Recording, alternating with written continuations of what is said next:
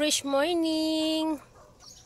Mapagpalang araw po sa ating lahat mga kaplantita at mga kaibigan dyan na laging sumusubaybay sa aking mga vlog dito sa aking rooftop. Wow, napakaganda po ng ating morning dahil sumisikat na yung araw oh. Grabe oh, ang ganda. Ang ganda po talaga ng ating mga gulay pag sila po ay naarawan at nadiligan. Ganyan na po ang kanilang mga itsura pag nadiligan ano. Tapos na natin magdilig. Ayan, napakaganda ng kanilang mga dahon pag nadiligan. So ngayon, meron po tayo ngayong harvestin. Wow, grabe. Ito na po yung ating mga kumatsuna, mga langga. Nakapag-harvest na tayo dito, yung una nating harvest. Ito po yung mga seeds na galing kay Ma'am Orphan sa Germany. Ayan, sisilipin muna natin mga langga. Grabe, sobrang ganda na po nila, lalong gumaganda. Yung unang harvest natin, medyo maliliit pa sila. Ngayon, ganito na po sila katataba. Grabe oh. Ayan, ayan oh, grabe oh. Laki na oh, malalaki na sila mga langga. Sobrang lusog. Organic lang ito mga langga, organic. Wala po tayong ginagamit na mga chemical dito sa aking mga gulay. Wow, kaya, ayan, siyempre, pag wala tayong chemical na ginagamit, hindi po talaga siya maiwasan na makain ng mga uod. Meron po talagang uod, kaya hindi tayo gumagamit ng spray dito. Ito po, oh, kinain po ito ng uod. So, tingnan nyo yung dahon. Ayan, oh. Pero naagapan ko siya langga. Lagi ko siyang sinisilip. Ayan. Lagi kong sinisilip po ang ating mga gulay. So, syempre, talagang hindi talaga nakaligtas. Minsan, hindi ko talaga sila napapansin. Dahil kakulay lang po sila ng ating gulay. Itong ating kumatsuna. Prone talaga sa uod ang ating mga kumatsuna. Dahil masyado silang malambot. Napakaganda po ng kanilang dahon. Kaya ito, ayan, may nakita ako dito. Ito oh, kinain ito oh. Pero syempre, ayan. Napuksa ko na langga. Ayan oh, pinisat ko na. Napisat na. Ayan oh, ayan oh, pinisat ko na dito. Ayan yung dito banda. Laki oh, grabing laki nito oh. Wow. Grabe yung dahon niya, napakalapad oh. Parang akala mo ano, sobra pa siya sa pitsay ano. Pero mas malaki talaga yung mga pitsay natin dito na ating itinanim nung nakaraan. Pero doon banda, dito, ito mga bagong tanim to dito mga langga, bagong transfer ko ito. Ayan, mga buhay na sila. Ito oh, kinain din ito ng uod yung dahon niya, pero may mga bagong dahon na ulit siyang pausbong.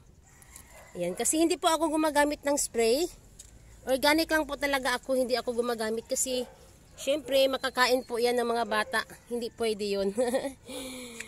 Ayan, napakaganda ng ano oh, ng panahon oh. Grabe, ang ganda. Ang ating mga gulay dyan, nagbitay. Ayan oh. Ang ganda ng mga dahon nila. Ayan. So ngayon, mag-harvest po tayo ng ating mga kumatsuna. Ayan, dahil ito po yung ating uulamin ngayon. O diba, iba talaga pag mayroon tayong sariling tanim, sahog na lang po ang ating bibilhin. O diba? Sipag lang, konting sipag lang mga langga kahit nakapaso tayo. Kasi wala naman po tayong malawak na pagtataniman. So ito, wow, nakita nyo ba yung ating Chinese kangkong mga langga? Oh, ito yung Chinese kangkong nung nakaraan na na-vlog na natin na pinutol natin siya. Nung pinutol natin, dito banda sa may puno na ito, ayan oh, wow, grabe. Ang ganda po langga ng kanyang tubo na naman. Ayan oh, nagtalbos ulit, ang bilis. Ang bilis nila oh, ganda. Wow, kay bilis lang ng Chinese kangkong. So dito, kahapon, nag-harvest ako dito, nag-adobo po tayo ng Chinese kangkong. Ayan, sa sunod na araw yan, mabilis na namang tutubo yan. Katulad din yan dito oh. Kita nyo yan, ang talbos ng ating mga Chinese kangkong, napakaganda. Ayan, yung doon sa unahan, ayan, bagong tanim po yung mga langga. Yun oh, tumubo na sila oh. Ayan, okay, grabe. Ang hirap dumaan dito ha, dahil kunting sagi lang po talaga nitong ating mga kumatsuna, mabilis po siyang lumagutok. Mabilis siyang pag kunting sayad lang. Kunting sayad lang, nalagutok na siya. Yung katulad nito, oh, lumagutok na agad, oh. Dumaan tayo dito. Nabali na agad, kay bilis lang mabali. So, ang ating mga manok, mga langga, gustong-gusto nila ang kumatsuna. Binigyan ko na sila. Ayan, naubos na naman, kay bilis nila. Ayun, oh, nagngangawa. Ayan, gustong kumain. Ayan, kakain lang yan. Binigyan ko kaya yung mga yan. Ayan, itong mga babae ko dito. Doon sa kabila na babae, ganun din. Okay, tara na mga langga at na tayo ay mag-harvest na ng ating gulay. Okay, ayan, kumuha ako ng lagayan natin. Doon ko na inilagay dahil kakapitas lang naman ng Chinese kangkong dyan. Ayan, ipinatong ko muna dyan yung ating lagayan. So ngayon, ito na po yung ating harvestin. Grabe to. Ang laki nito ha. Wala tayong tagahawak ng kamera mga langga. Kaya, ayan. Mano-mano lang tayo.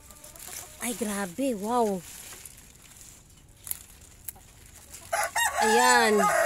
Talagang binunot na natin yan. Bubunutin natin yan kasi baka biglang ano yan. Meron naman po tayong kapalit dyan. Ayan oh. Ang daming nakapunla ang langga. So marami naman tayong mga kumatsuna. Ayan, meron naman tayong nakapunla. Pitsay ito, langga, pitsay. Ang ilalagay natin dito pag pag mabunot natin yan, dahil marami naman tayong kumatsuna. Ayan, maglalagay tayo baka sa sunod araw ma-miss natin yung pichay. Mayroon na tayo agad kapalit mga langga. Ayan. So dito, bubunutin natin yan dyan. Ayan, dito muna natin ilagay. Ayan, ipatong muna natin dyan. Ang laki ano, ang laki nito ha. Wow, grabe. Isipin mo po naman yan ha, nasa paso lang yan. So napakanipis lang po ng paso natin. Ayan, napakanipis, napakaganda ng lupa, ano? Napansin nyo, napakaganda ng lupa, buhaghag. So, ganito na siya kalaki, oh.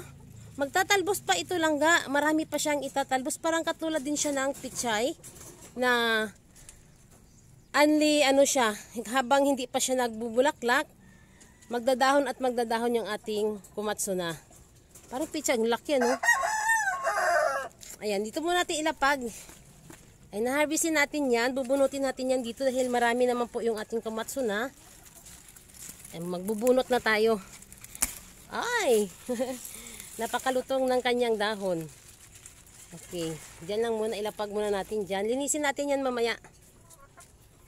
Laki nito, oh.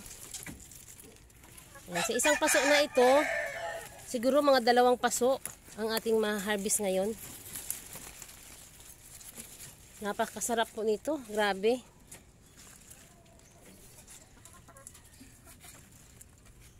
Ayan yung mga dahon dito na nalaglag. Ayan oh. Ibigay natin yan mamaya sa mga manok. Ayan. Huhugasan na lang natin yan. Napakaganda ng lupa. O diba kaya ganito siya kataba yung ating kumatsuna dahil kahit bata pa siya, ganito po kaganda ang ating lupa. Yan po ay organic lang ang ating pataba. Wala tayong ginagamit na chemical dito dahil hindi pwede sa akin yun dahil may mga bata nakakain nito. Bahala na lang ano na yung ating, ay grabe lagutok agad ano, nakita nyo yun. Bahala na yung ating mga gulay kung may uod. Ayan, silip-silipin na lang natin yung mga uod, kukunin na lang natin para hindi tayo maggamit ng mga spray-spray. Ayan, grabe oh, ganda oh. Nandiyan lang muna, mamaya huhugasan natin. Tanggalin natin yung mga puno niyan. Ganda ng lupa, no? Natatakpan kasi dito ng ano, ang ating gabi. Ayan ang gabi natin, no? Kaya, dyan natin inunang hinarvest kasi yung gabi natin, nakalaylay po yan dito. Ayan, no? Kaya, ayan. Oh, hindi masyadong maganda yung pagka, ano dito, hindi masyadong naaarawan. Kaya, kinuha na natin. So, dyan natin itatanim yung ating mga pichay. Yan, mga ilang araw makapag-harvest tayo hanggang transfer natin yung ibang pichay.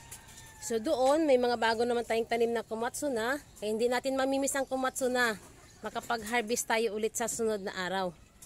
Tara, ipagpatuloy natin yung pag-harvest. Okay, ayan katapos na natin mag-harvest. Ayan, ito na po yung ating na-harvest. Wow, grabe, ang ganda. Grabe oh, ang lalaki oh. Sa isang paso lang ito langga, sa isang paso lang siya. So, ang dami pala pag sa isang paso na hinarvest natin. Ayan, isang paso lang po yung ating hinarvest. Ganito na po siya kadami. Ilang puno po ito, oh. Wow, grabe. Wow. Ayan, ang dami pa. Ang dami pa nating ma-harvest sa sunod na araw. Ayan, oh. Ang ganda, no? Fresh na fresh. Ayan, yung mga naandito. Itong ating mga puno na ano, iko-compose natin yan langga. Ayan, itong naandito, iko-compose natin yan. So, mayroon tayong natirang dahon. Ibibigay natin sa manok. Ayan, binigyan ko na yan kanina. So, ayan, oh. Gusto-gusto nila yan. Saglit at ilulusot natin. Ayan, magpapakain pa tayo ng mga manok. Maglilinis pa ako. Ayan, oh, ang galing kumain, di ba? Gustong-gusto nila yung kumatsuna. Mamaya makikita ko dyan, may mga lagay na mga itlog. Mangingitlog yan. Kukunin ko yan mamaya. Ayan, oh, nakita nyo, ang bilis ng kumain, ano? Ubos na ubos, oh.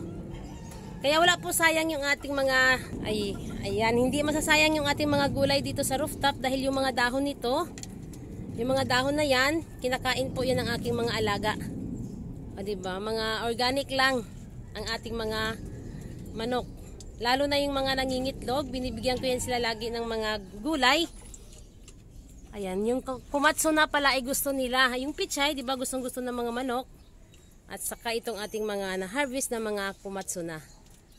Okay, tara na. At tayo ay magluluto na mga langga. Ibababa na natin to. Huhugasan natin to ulit. Ayan. Kasi sobrang haba niya, sobrang laki niya. Kaya, ayan, puputulin natin yan. Grabe ang laki nito. Isang puno ito langga, oh. Isang puno. Napakaganda. Kaya pala ito, nakita ko ito sa ibang lugar na nagtanim nito. Pag nag-harvest sila mga langga, diretso agad babalutin kasi ang bilis niyang maputol. Malutong siya, malutong. Ayan, okay, tara na at magluluto na po tayo. Sa susunod na araw, magbabalik tayo ulit dito kung tayo makapag-harvest pa. At itatry nating iluto sa iba namang ulam. Ibang recipe naman ng ating mga kumatsuna. Wow, ito na po yung ating isahog sa ating naipitas na kamatsuna mga langga. Ang ating ulo ng tambakol. So ngayon, yung atong ihalo dyan ay yung ating na-harvest na kamatsuna. Ayun ang ating kamatsuna, oh. Ayan, nilinis ko na yan. Ilalagay na po natin dito. Yan, bago yan, ilalagay muna natin yung ating gata. Ito po yung ating pangalawang gata. Ayan, ang ating pangalawang gata. Ilalagay na natin yan. Ito pala yung unang gata. Kasi yung pangalawang gata, yun po yung inuna ko kanina. Isinabaw ko dito sa ating tambakol. So, ito ang unang gata. Ayan. Ilalagay na po natin dyan yung ating kumatsuna. Ayan.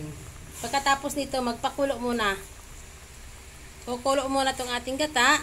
Ayan, ilalagay na natin yung ating gulay na kumatsuna. Okay, ayan, kumulo na yung ating gata dito sa ating tambakol. Ilalagay na po natin yung ating gulay. Wow, grabe, napakasarap nito mga langga. Fresh na fresh yung ating gulay. Ito po yung ating gulay na galing sa Germany kay Ma'am Orfa. Ayan, try natin yan. Ilagay din natin sa may isda.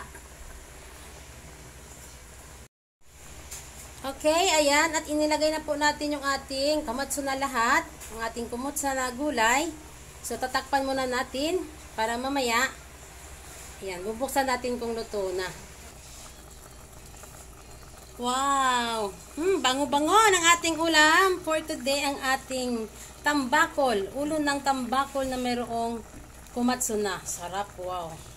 Ayan, pwede po pala siya sa isda, mga langga. Nung una nating na-harvest yung ating kumatsuna, sa baka naman po yun, nilagang baka natin siya inilagay. So ngayon, dito naman tayo sa ginataan. Wow, sarap ano? Ayan, ang bango. Wow, okay. Ayan, at kakain na. Tanghali na ngayon. So, kailangan na natin kumain. Luto na po ito mga langga. Hindi kailangan natin lantain yung ating gulay. Ayan. Thank you sa inyong panunood. Lagi sa aking mga binablog sa aking garden at sa ating pagluluto. Ayan. Salamat! Bye!